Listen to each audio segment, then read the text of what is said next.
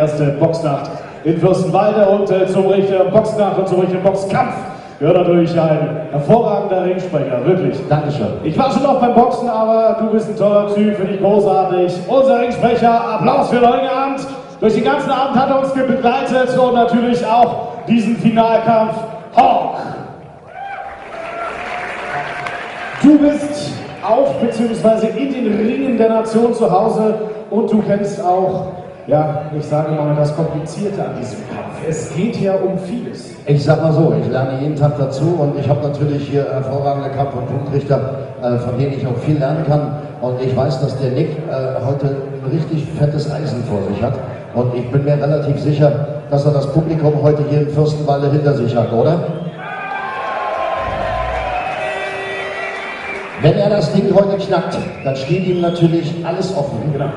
Ich will auch nicht zu viel sagen, weil als Ringsprecher habe ich nur eine einzige Aufgabe, den Boxer anzukündigen. Aber ich denke mal, wenn er das Ding heute knackt, steht ihm alles offen. Und Max Schmeling vor 60 Jahren und ich könnte in die Fußstapfen treten. Also es geht heute wirklich um alles. So ist es geht um alles und deswegen sind wir natürlich alle mit dabei. Also Zigarette ausdrucken, Wusch in die Ecke schmeißen, Bier mit reinnehmen auf die Plätze, denn gleich geht es los mit dem Kampf. Klappert gegen Knesewitsch und ich gebe ab, ich gehe runter, ich mache es mir gemütlich. Ich werde mir den Kampf angucken und ich weiß natürlich auf welcher Seite ich bin. Vielen Dank, Fürstenwalde, und viel Spaß bei diesem Kampf. Hier unser Ringsprecher Hawk. Jawohl, meine sehr verehrten Damen und Herren, liebe Boxsportfreunde, herzlich willkommen zum 11. Kampf. Main Event IBO IC Events über 12 Runden. Endlich wieder zu Hause. Wir rufen in die blaue Ecke, please welcome to the blue corner, Gogi Knesewitsch aus Österreich.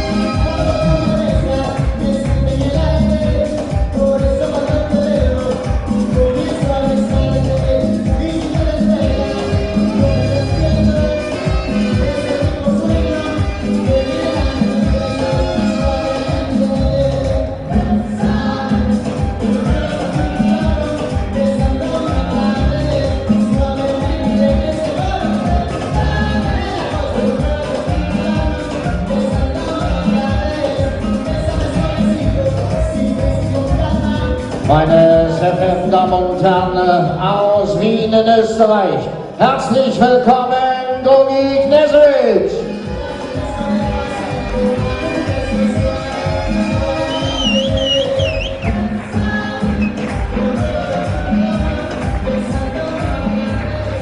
Meine sehr verehrten Damen und Herren, liebe Boxsportfreunde, wir rufen in die rote Ecke.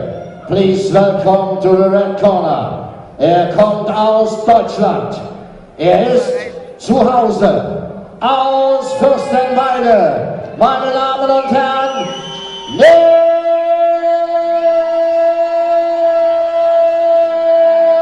Labo!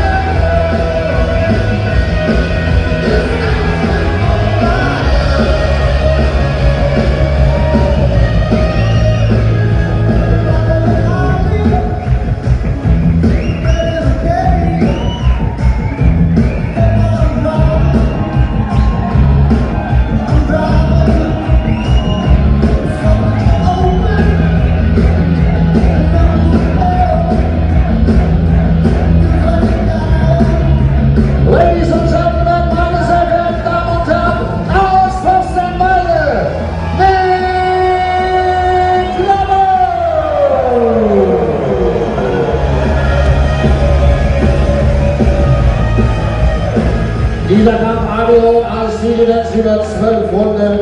Referee dieser Begegnung begrüßen wir recht herzlich im Ring aus Deutschland Arno Pocrat und Judges Matteo Montella und Julio Pilas aus Italien und Bernhard Vogel aus Österreich. Meine sehr verehrten Damen und Herren, liebe Boxsportfreunde, ich darf Sie bitten, sich von den Plätzen zu erheben zum Abspielen der Nationalhymne.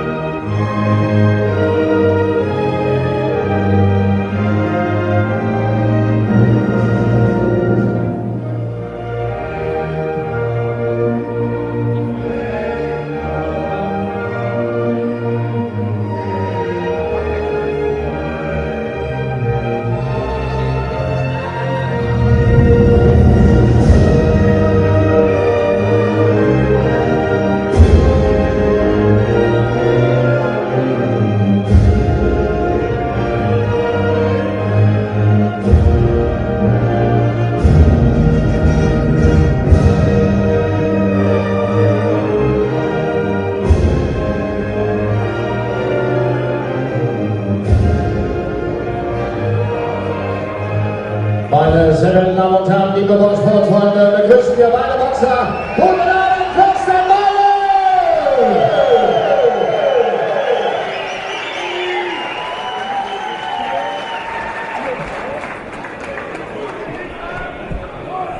Hey Leute, sorry, aber ich höre kaum, also nicht meine Schuld.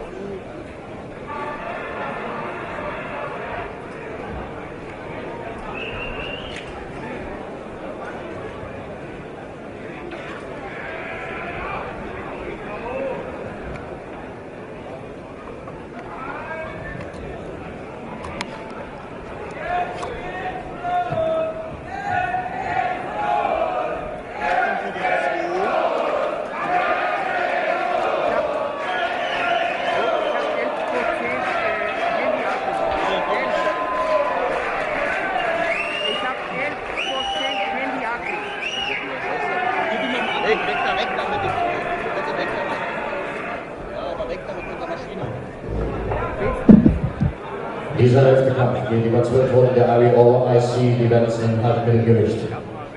Der Referee Arno Pocrat aus Deutschland.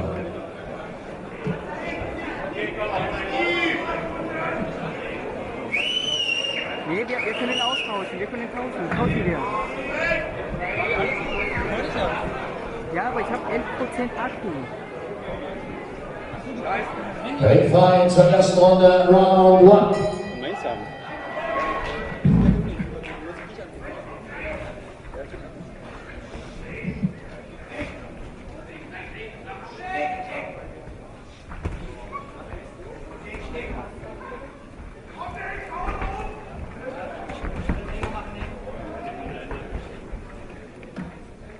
Warte kurz.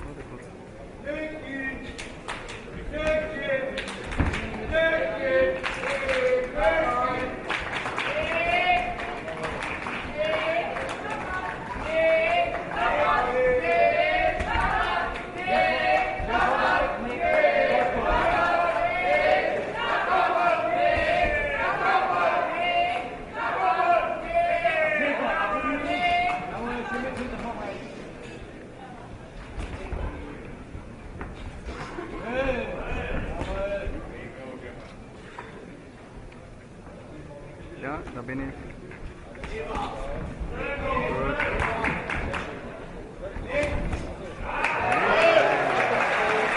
Ja, ich höre dich auch besser. Naja, es gibt keine Musik mehr. Ja.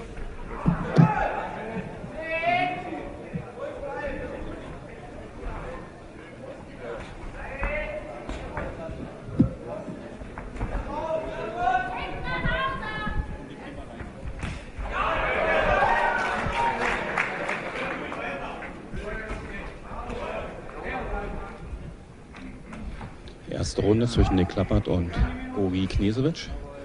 Der mit Spannung erwartete Hauptkampf. Beide Kämpfer absolut konzentriert. Im Vorfeld hieß es hier, Nick Klappert, der Techniker gegen den Straßenkämpfer Gogi Knežević. Das hat Vater Klappert dann bei der Pressekonferenz zurückgenommen und meinte, nein, dieser Gogi Knežević, der ist kein Straßenkämpfer. Das ist ein ausgezeichneter Techniker. Der hat hier eine lange Amateurerfahrung, wohin auf Gogi sagte, dass er gerade mal 20 Amateurkämpfe hat. Aber hier hat Nick Klappert die Hand vorne. Mit schnellen Händen, wofür man ihn kennt.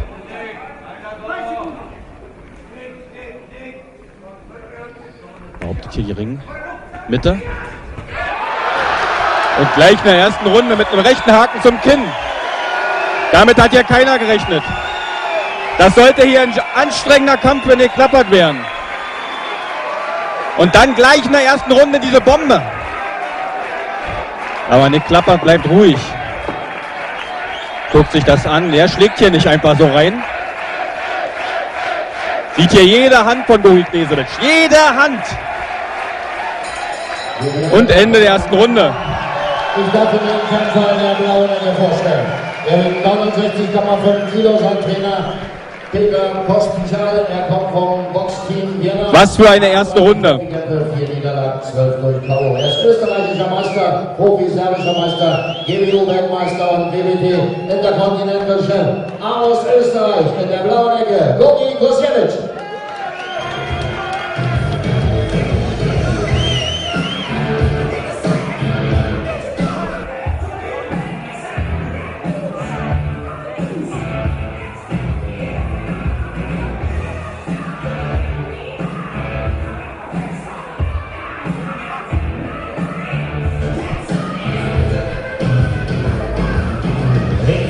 Zur zweiten Runde, Round 2.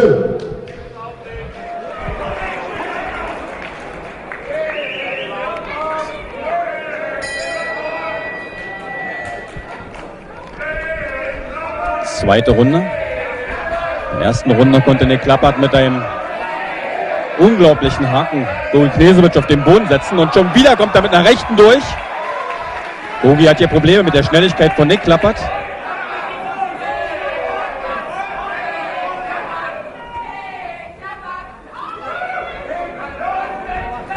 Er lauert hier wie ein Raubtier und Gogi schon wieder auf wackeligen Beinen. Immer wieder mit der rechten links vorbereitet.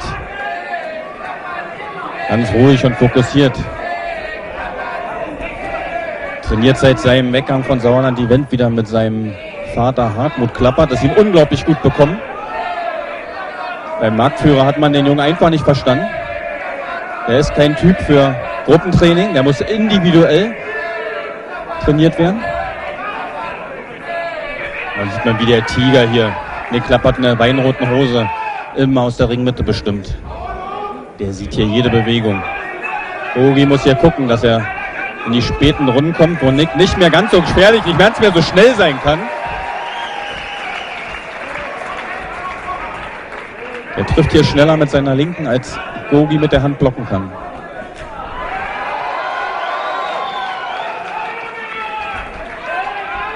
Das ist jetzt kein überraschender Kampfverlauf, aber dass es doch gleich in der ersten Runde so dominant wird und in der zweiten Runde wiederum, das ist doch überraschend. Ja, wir sind gut vorbereitet, hat Vater Klappert vorher gesagt. Der Junge ist fit, Klappert verliert nicht groß Worte, haben sich im Wolke-Camp vorbereitet, auf historischem Boden. Und da scheint hier nochmal was freigesetzt zu haben. So fokussiert hat man schon lange nicht gesehen. Für den letzten Knockout braucht er die letzten Runden. Soll man nicht denken, dass dieser Gogi Knežević hier ein Fallobst ist. Das ist ein absoluter europäischer Topboxer, der ja arge Probleme hat, der die Augen aufreißt, der immer wieder blitzschnelle Handschuhe ins Gesicht bekommt.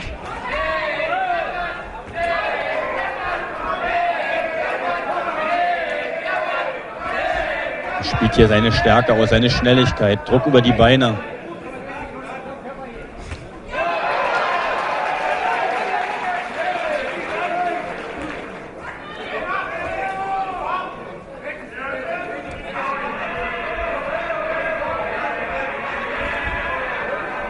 Nick Klappert ganz sicher ein Kandidat, der für die kommenden ARD-Verhandlungen mit ins Gespräch gebracht wird.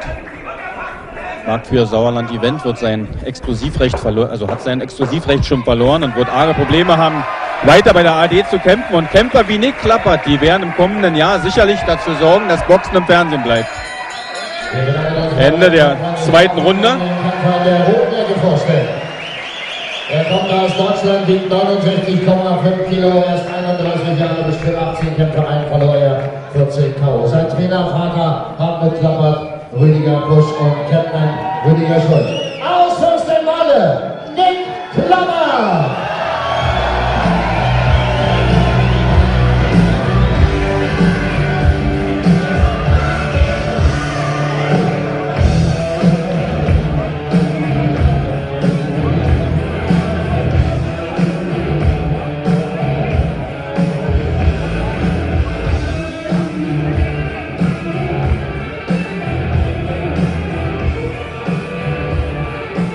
Ringfight zur dritten Runde, Round 3.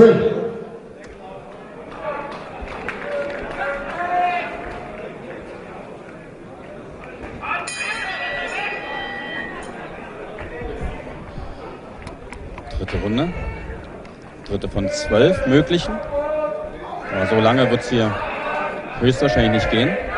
Aber Gogi Knežević hat sich gut erholt. Wird hier wieder auf einigermaßen sicheren Beinen. Da wollen wir nicht. Oh, gute Rechte. Mit der linken nochmal nach. Das ist ja eine ganz einseitige Vorbereitung. Ganz einseitige Vorstellung.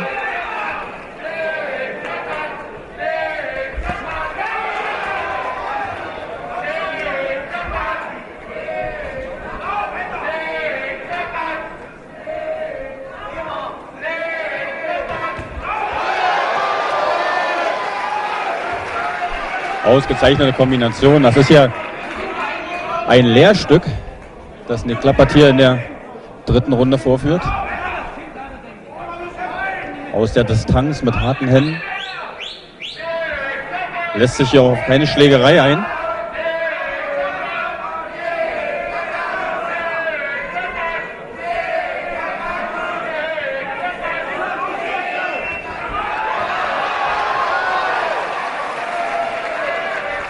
Gleich Kombination aus mehreren Händen, jede Hand trifft.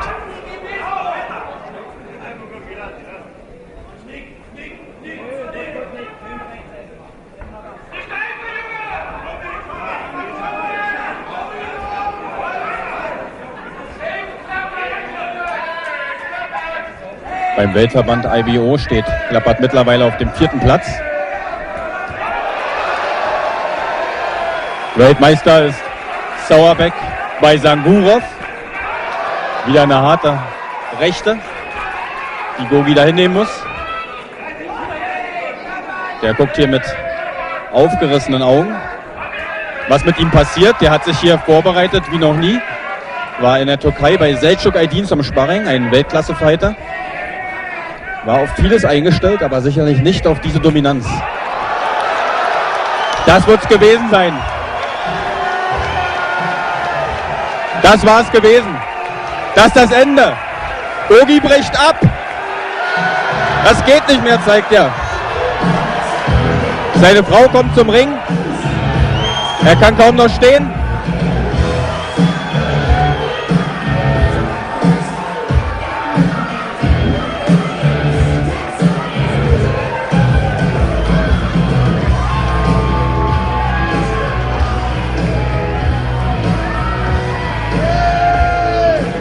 Jetzt drauf. Kamera hierher. Hierher.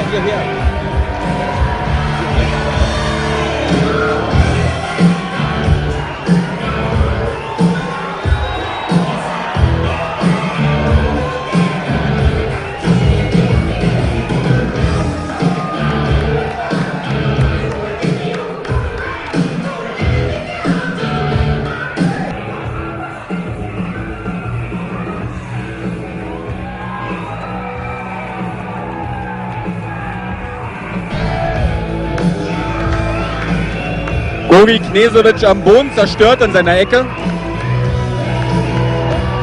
Hier konnte er nicht mehr.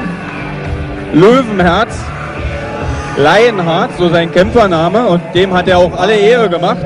Aber hier war nichts mehr zu machen, das ging jetzt bloß noch an die Gesundheit. An dieser Stelle denke ich mal den Organisatoren, den Leuten im Hintergrund, Technik, Ton, Licht, Kamera, alle die haben sich hier im Fürstenwalde mal einen fetten Applaus verdient.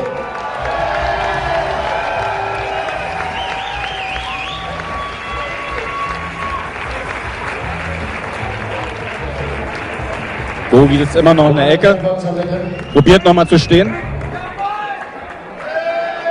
Ja, weiche Beine, aber geht wieder. Scheint sich nicht ernsthaft verletzt zu haben.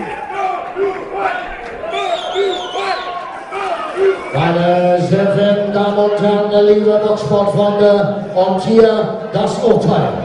In der dritten Runde, nach 2 Minuten 25, K.O.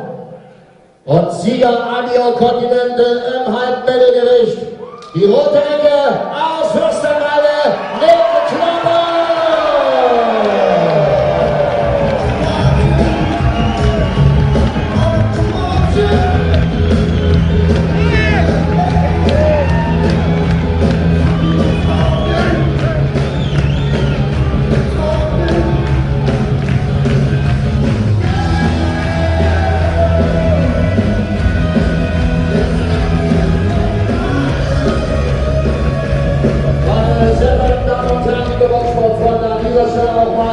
Ein ganz großes Dankeschön an die Trainerstäbe und natürlich an Sie, liebes Publikum. Ich sage Dankeschön und auf Wiedersehen, bis zum nächsten Mal.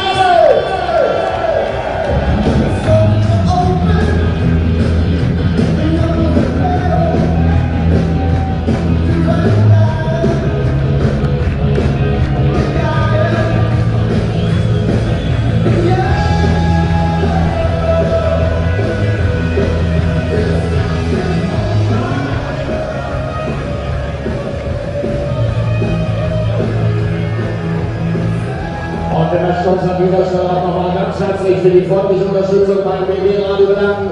Ich bedanke mich bei meinen Kollegen, und zwar den Benny. Ich wünsche euch ein wunderschönes Wochenende. Das war die Stimme drin. Mein Name ist Horst. Bis zum nächsten Mal. Bye-bye. Vielen Dank natürlich auch an mich. An der Stelle ein Ringsprecher, wie man ihn sich wünscht. Vielen Dank an dich auch. Bis zum nächsten Mal.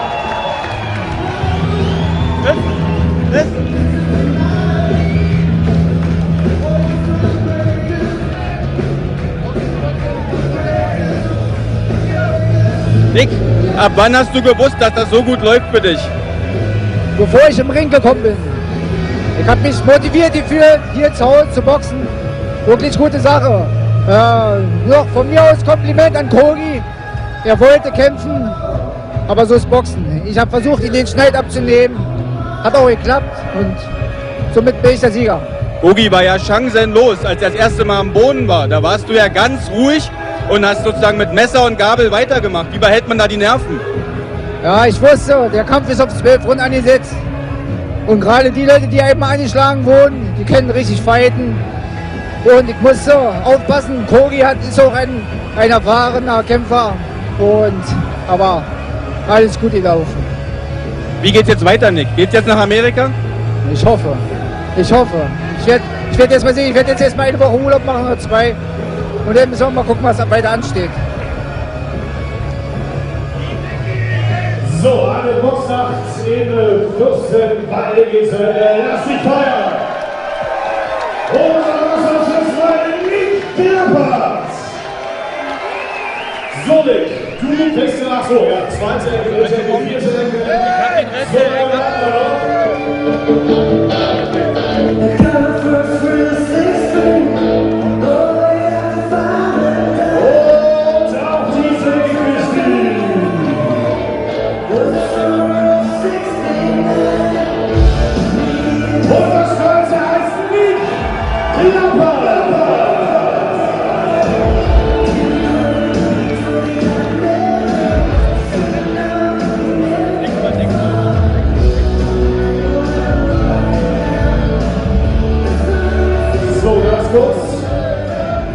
Wenn man sich im Vorfeld hier so ein bisschen umgehört hat, hinter den Kulissen in den Kabinen, da hat jeder gesagt, Mensch, hat er sich einen ziemlich harten Bogen ausgesucht, den er hier mit denen steigt. Letztendlich in der ersten Runde schon das erste Mal angezählt, in der dritten Runde dann der Kampf zu Ende. Hast du dir vorgestellt, mal Zahn aufs Herz?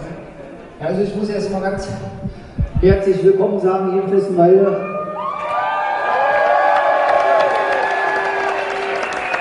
Vielen Dank, vielen Dank für eure Unterstützung, dass ihr jedes Mal immer kommt. Das freut mich natürlich umso mehr. Und jetzt mal ein paar Worte zu meinem Gegner, der Kogi. Der ist natürlich auf dem weiten Weg von Österreich hierher gefahren und wollte natürlich genauso gewinnen wie ich. Aber mit eurer Unterstützung habe ich mich so stark gefühlt.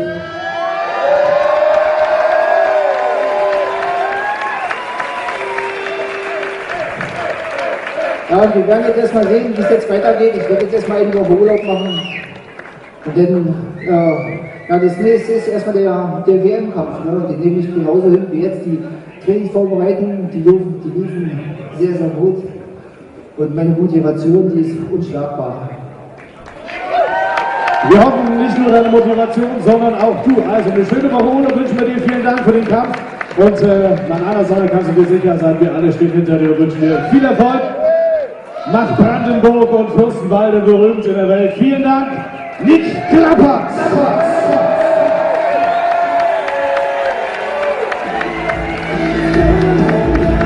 So, das ist der Punkt, wo wir uns natürlich ein bisschen verabschieden und eine wunderbare erste Fürstenwalder Boxnacht geht zu Ende um 11:30. Ich hoffe, Sie hatten alle einen schönen Abend hier bei uns. Vielen Dank ans Publikum, vielen Dank auch von mir an die Techniker, an alle, die hier mitgewirkt haben, an die Veranstalter, an die Organisatoren und natürlich auch an alle Ehrenamtlichen, ohne die so ein Ereignis und Sponsoren natürlich überhaupt nicht möglich ist, auf die Beine zu stellen. Vielen Dank und einen schönen Abend und ein schönes Wochenende hier bei uns in Fürstenwalde. Ciao.